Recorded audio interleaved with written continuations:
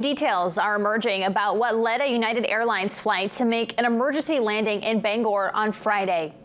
The FAA said United Airlines Flight 883 was heading from London Heathrow to New York, but a passenger disturbance caused the plane to divert to Bangor, where it landed safely around 10 in the morning. Court documents show the flight captain said an argument between a man and his girlfriend turned violent when the man became verbally and physically aggressive with the flight crew.